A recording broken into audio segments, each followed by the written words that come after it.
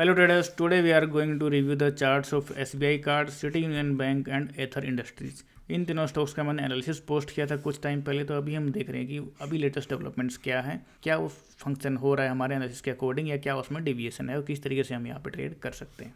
तो स्टार्ट करते हैं वीडियो को वन बाय वन। सबसे पहला यहाँ पे है SBI कार्ड का चार्ट जो डेली चार्ट अपलोड किया है। इसका एनालिसिस मैंने कहीं यहाँ पे पोस्ट किया था और मैंने यहाँ पे बात की थी कि इधर हम इस ब्रेकआउट के बायर होंगे, अदरवाइज हम वेट करेंगे इन लेवल्स की रिटेस्टिंग, क्योंकि यहाँ पे हमें इंक्रीज इन सप्लाई यहाँ पे हमें देखने को मिली थी, तो इस लेवल का एक रिटेस्ट जरूर बनता है। तो यहाँ पे मुझे कुछ इस तरीके का रिटेस्ट यहाँ पे देखने को मिला था और मैं खुद भी बायर था इस रिवर्सल के अंदर। मेरे 2 पॉइंट ऑफ एंट्रीज यहाँ पे थे, point number entries 1, point number entry number 2 and point number entry जो मैंने यहाँ पे लिया हुआ एक यहाँ कुछ इस लेवल्स के आसपास लिया।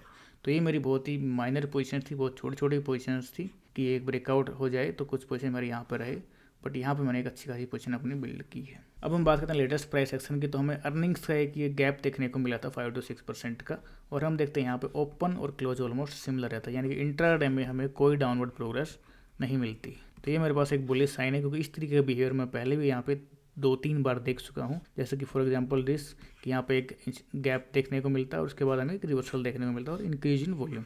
सेकंड हमें यहाँ पे देखने को मिला था कि इंक्रीज वॉल्यूम के साथ में काफ़ी अच्छा डाउनफॉल देखने को मिला, उसके बाद एक रिवर्सल देखने को मिला। थर्ड इससे पहले हमें यहाँ पर कहीं देखने को मिला था कि इंक्रीज वॉल्यूम और उसके बाद फिर हमें यहाँ पे एक रिवर्सल देखने को मिला, इसका एक रिटेस्ट ऑन डिमिनिश्ड वॉल्यूम। तो सिमिलर एक्शन मैं एक्सपेक्ट कर रहा हूँ यहाँ पर कि ये मेरे पास एक इंक्रीज वॉल्यूम के साथ में एक ये गैप देखने को मिलता है, और बट यहाँ पे अगर हम ऑब्जर्व करें तो इस लाइन के नीचे हमें कोई कमिटमेंट देखने को नहीं मिली थी। अब लेटेस्ट इस कैंडल के लोज के नीचे, अर्निंग्स कैंडल के लोज के नीचे हमें सिर्फ एक कमिटमेंट देखने को मिलती है, that too on diminished volume signature. तो काफ़ी यहाँ पे वॉल्यूम रिड्यूस कर जाती है और उसके बाद हमें क्विक वी शेप रिकवरी यहाँ से देखने को मिली है। हम बात करते हैं कैंडल नंबर 1, 2 एंड 3 के बारे में। तो 1 में अगर हम देखें वॉल्यूम सिग्नेचर के बारे में तो कुछ इस तरीके का वॉल्यूम सिग्नेचर है, और 2 को भी अगर हम देखते हैं तो 2 में भी सेम वॉल्यूम सिग्नेचर है, यानी अगर हम वॉल्यूम इक्वेशन प्लॉट करते हैं तो वॉल्यूम यहाँ पे दोनों में सेम है, यानी कि एफर्ट दोनों में सिमिलर लगाए गए हैं। अब अगर बात करें रिजल्ट्स के बारे में तो स्प्रेड जो है वो कैंडल नंबर 2 का ज़्यादा है कैंडल नंबर 1 से। यहाँ पे हम देखें स्प्रेड इंक्रीज कर जाता है। Close to close progress candle number 2 में अच्छी है, यहाँ पे कुछ ये है क्लोज टू क्लोज प्रोग्रेस, और इसमें जो क्लोज टू क्लोज प्रोग्रेस है वो कुछ ये है। Close to spread candle number 2 में बुलिश है, क्योंकि एकदम टॉप पे क्लोजिंग हमें देखने को मिली है। तो ये तीनों चीज़ें सजेस्ट करती हैं कि लेस एफर्ट्स में हमें यहाँ पे इंक्रीज रिजल्ट देखने को मिले। तो हमारे पास जो कैंडल नंबर 2 है, कैंडल नंबर 2 एक ease of movement kind of candle है, क्योंकि हमें लेस एफर्ट में यहाँ पे ज़्यादा रिजल्ट देखने को मिले। अब देखते हैं कैंडल नंबर 3। कैंडल नंबर 3 में स्लाइटली इंक्रीज एफर्ट, यहाँ पे स्लाइटली इंक्रीज वॉल्यूम यहाँ पे इंक्रीज करती है, बट अगर हम रिजल्ट्स की बात करें तो ये इसके हाफ के नीचे भी क्लोज करने में सक्सेसफुल नहीं हो पाया है, यानी कि रिएक्शन देने में सक्सेसफुल नहीं हुआ है। तो कहीं ना कहीं ये एक साइन ऑफ एब्जॉर्प्शन है। अब हम जो देखना चाहते हैं आगे डेवलपमेंट्स, तो हम देखना चाहते हैं कहीं ना कहीं इस लेवल का एक टेस्ट हमें देखने को मिले, जो कि इस फॉल का एक रीटेस्ट होगा ऑन डिमिनिशिंग वॉल्यूम। कुछ इस तरीके के वॉल्यूम सिग्नेचर हमें देखने को मिलने चाहिए, और उसके बाद हमें यहाँ से एक रिवर्सल देखने को मिलना चाहिए जो कंफर्म करेगा हमारी बायस को और एक फेज सी को। तो ये हम डेवलपमेंट यहाँ पर देखना चाहते हैं, और किसी भी कंडीशन में अगर इन लेवल्स का फेलियर होता है, तो ये हमारे लिए एक फाइनल एग्जिट स्टॉक में हो सकता है और हम अपने एनालिसिस में गलत हो सकते हैं। सेकंड स्टॉक है city union bank. City union bank का हमने एनालिसिस कहीं यहाँ पे पोस्ट किया था इन लेवल्स के आसपास में। तो हमें ये जो रैली देखने को मिली थी, ये एक sign of strength rally, major sign of strength rally की तरह हमें देखने को लगी थी कि मल्टीपल क्लोज हमें देखने को मिले रेजिस्टेंस लेवल्स के ऊपर, और काफ़ी देर तक रैली ने यहाँ पे सस्टेन किया। और जैसे ही ये फॉल हुआ तो हम एक्सपेक्ट कर रहे थे कि ये फॉल जो है इस लेवल्स के नीचे नहीं जाना चाहिए, यानी कि प्राइस फिर से ट्रेडिंग रेंज में नहीं जाना चाहिए, जो हमारी एक कैरेक्टरिस्टिक्स होती है कि फेज डी हमारा डेवलप हुआ है। बट यहाँ पे हमारे पास फर्स्ट फेलियर यहाँ मिलता है, सेकंड फेलियर हमें यहाँ मिलता है और थर्ड फेलियर हमें यहाँ मिलता है। तो ये तीन हमारे पास पॉइंट ऑफ एग्जिट थे कि हमारे ये फेज सी नहीं है, फेज सी हो सकता है कि यहाँ पे डेवलप हो। और अगर हम बात करें इसमें वैल्यू जोन की, तो हमें कहाँ पे प्रीवियसली यहाँ पे बाइंग देखने को मिली थी, तो कुछ हमें यहाँ पे बाइंग देखने को मिली थी, यहाँ इफ़ यू प्लॉट दिस कुछ इन लेवल्स के आसपास में। सेकंड हमें कुछ यहाँ पे बाइंग देखने को मिली थी अच्छी खासी।